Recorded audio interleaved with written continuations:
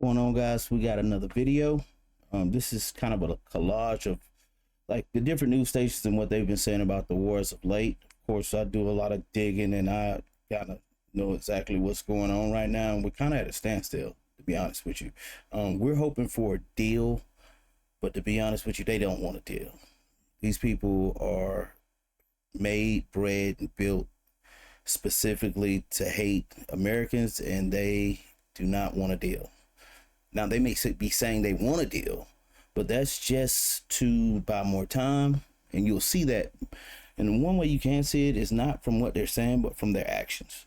You can always tell what a person is really about or what they're really thinking, not from what they say, but from what they do.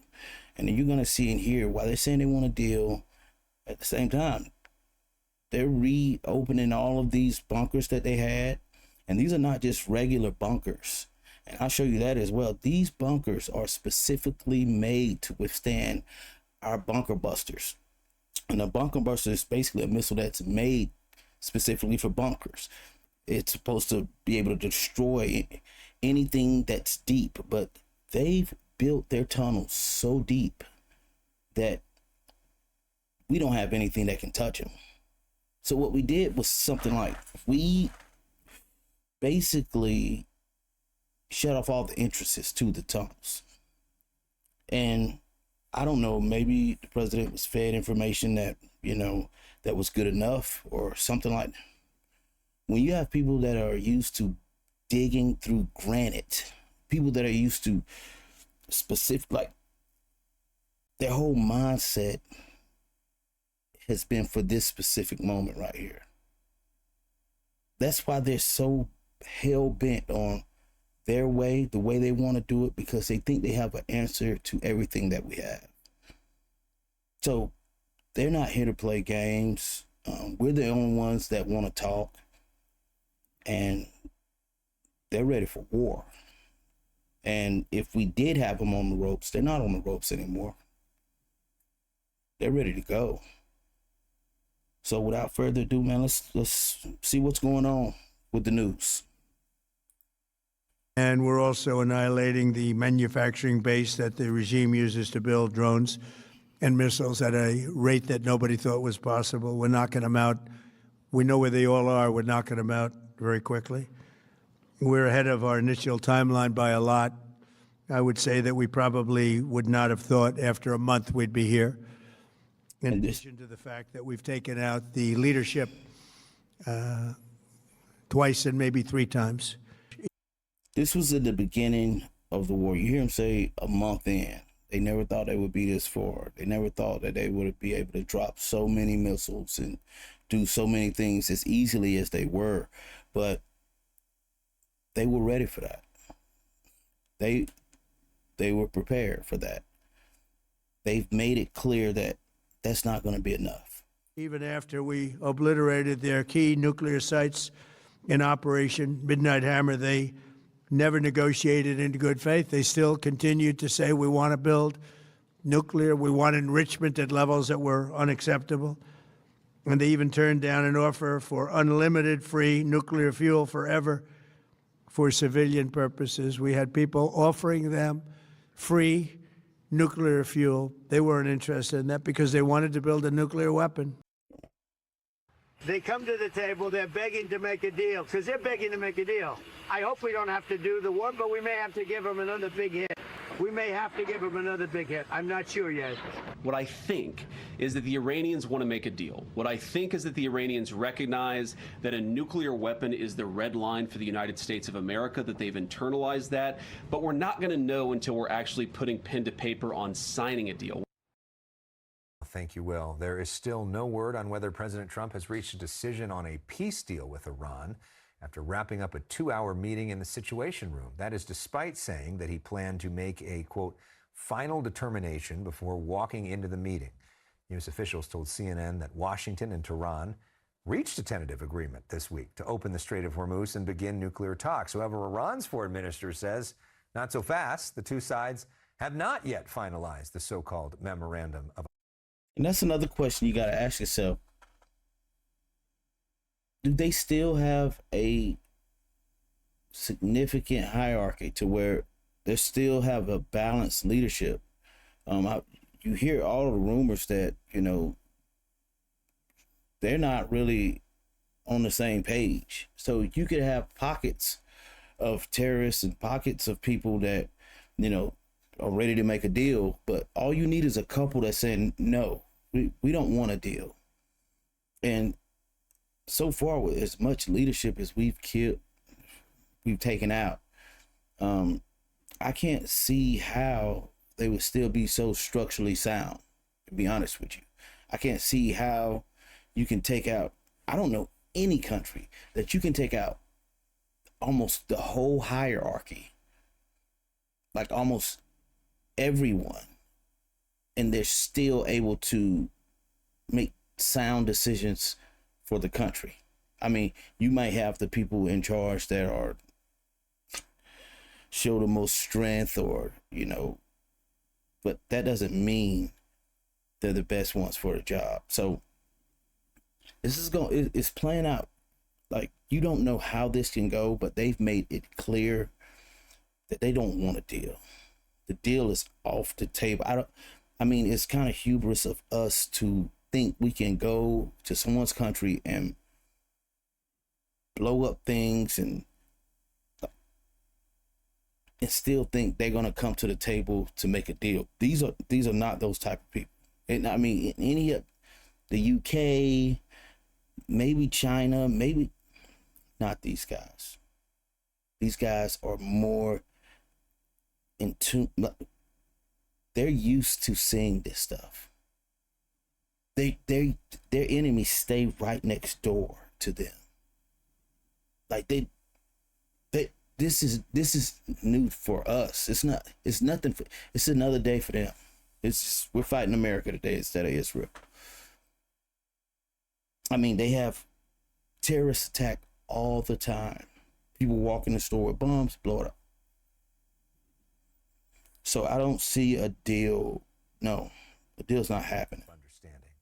The ministry spokesperson adding, quote, regarding other points that have been mentioned, including the nuclear issue, I stress again that at this stage, we are focused on ending the war. Therefore, we have nothing to say about the details of the nuclear issue at this stage.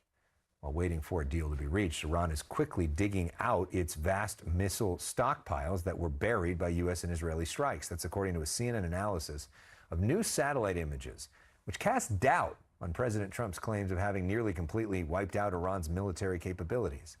CNN's Tamara Kublawi reports. These are recent satellite images of Iran's missile bases, taken after the start of the ceasefire with the U.S. and Israel. Dump trucks and excavators digging through piles of rubble along the mountainside. But it's what lies beneath the surface that makes this significant. A vast stockpile of missiles, trapped by U.S. bombs and likely intact, according to weapons experts, with satellite images showing Iran quickly regaining access to them, casting doubt on U.S. President Donald Trump's claims of having all but vanquished Iran's formidable rocket arsenal. And this is where I don't know what kind of information he's been fed or who's telling him this stuff, but I want to show you a quick video of how they built these tunnels. Iran built nuclear-hardened bunkers so deep underground that the most advanced intelligence agencies on Earth didn't know they existed until they were already finished. Here's how they did it. Iran learned one lesson from Iraq's 1981 Assyric disaster: never build above ground. They adopted a doctrine called passive defense: disperse everything, bury everything, duplicate everything. Construction happened in phases, using civilian contractors for surface work and IRGC engineering units for the classified underground sections. Compartmentalize so no single worker knew the full picture. Sites like Fordo weren't just hidden, they were carved 80 to 90 meters into granite mountains, specifically engineered to survive a GBU-57 bunker buster strike. CIA and Mossad rely on satellites, signals, intercepts, and human sources. Iran countered all three. Construction materials were moved at night. Communications were kept off digital networks. Workers were rotated constantly to prevent any single source from building a complete picture. The Fordo facility was only revealed in 2009. Not by intelligence, but because Iran voluntarily disclosed it under diplomatic pressure. After Western agencies were already close. That's not a spy thriller. That's a systemic intelligence blind spot, and Iran exploited it perfectly. It's the most dangerous secret isn't the one you're trying to find. It's the one built so patiently. So 85 to 90 meters down, just to give you kind of more of a clear insight as to how deep that is, that's the equivalent of a football field. They're basically a football field deep, and in some instances, they're in granite. So they know that those missiles are still intact. Everything that they left down there is in great shape. It probably doesn't have a scratch on it. I guarantee it doesn't have a scratch on it. But this is what the president has to say right now about that. Their ability to launch missiles and drones is dramatically curtailed, and their weapons, factories, and rocket launchers are being blown to pieces. Very few of them left. CNN previously identified a pattern of U.S.-Israeli strikes to put Iran's missile complexes out of commission. Not by destroying them, but by blocking the tunnel entrances leading in and out of them, leaving the rockets trapped inside and severely hampering Iran's ability to wreak havoc on U.S. allies in the region. But that was only a temporary solution. Iran is already undoing the effects of that strategy. Defense Secretary Pete Hegseth has acknowledged that Iran has been repairing the damage. You are digging out your remaining launchers and missiles with no ability to replace them. And that's the thing, they don't need to replace them. They don't need to manufacture anything else. They have more than enough of what they need in those tunnels. Have no defense industry. But the recovery is widespread and it is happening quickly. CNN looked at 69 tunnels across 18 underground missile bases. At least 50 of those access points appear to have been cleared, and many others are being repaired.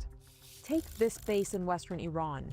Just weeks ago, U.S.-Israeli fighter jets destroyed all 4 entrances to the underground complex. But now, 2 of them appear wide open. The roads needed to wheel out its trapped rocket launchers repaved. And Iran is already in the process of clearing the remaining 2. It's also repaired some of the more than a dozen craters left behind by U.S.-Israeli munitions. The craters indicate that a large amount of firepower was used to destroy just 2 tunnel entrances. And all Iran needs to reopen them? Dump trucks and bulldozers. As Iran rallies around the missiles that survived the war, weapons experts say it will continue to come up with new ways to protect its arsenal from any renewed U.S.-Israeli bombing. You talk about unpredictable. I want to put this up on the screen. This is the Iranian parliament speaker, Galibaf, on Telegram today. He writes the following here. Our powerful military forces have used the opportunity of the ceasefire in the best possible way to rebuild our military strength. And with the grace of God and the support of the people today, they are so prepared that they will surprise the enemy and will certainly regret attacking. Is now reportedly even teaching civilians how to use assault rifles as they prepare for the possibility of a return to war. This is what I'm talking about. It's nothing for, you see the ladies with machine guns, you see, they're actually, when the Americans go down over there, they just put a bounty out on them. Hand out guns and say, you know what? You see him, you get a reward. You kill him, you get a higher reward. So to give you this, just an idea of how they operate, they're not scared of death. We are. They're not. They're not scared of death at all. They feel like they're more than prepared for this moment. This is what they've spent their life doing, is getting ready for the ultimate war. I'm here to learn how to use a gun, so that if a war starts, I can use a gun and do something. This is necessary for all of our people to get trained, because we are in a war situation these days. If necessary, everyone should be available and know how to use a gun. Institute for the Study of War, saying, quote, other factors such as, but not limited to, a proven threat to regime stability could trigger a rethink among Iranian leaders about their negotiation positions. Iranian leaders have proven that they care little for the economic well-being of the Iranian people beyond the impact the economic well-being of the people has on the regime. I mean, it's one of those things, we kind of know this all along, sir, but it's worth restating that, you know, there's not a lot of concern for what's happened to the citizens. No. But there's a big concern about the IRGC and the Basij and so on and so forth.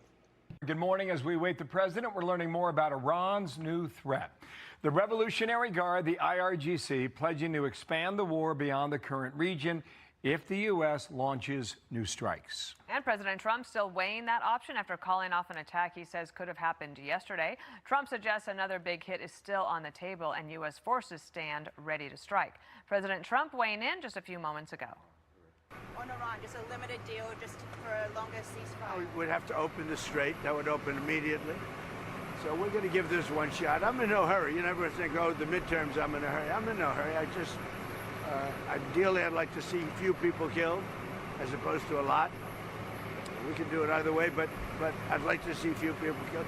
I just wonder whether or not they have the good of the people, because some of the things they're doing to me means they don't have the good of the people, and they have to have the good of the people. There's a lot of anger now in Iran because people are living so badly. There's a lot of foment that we haven't seen. I tell you what, despite how you feel about the president,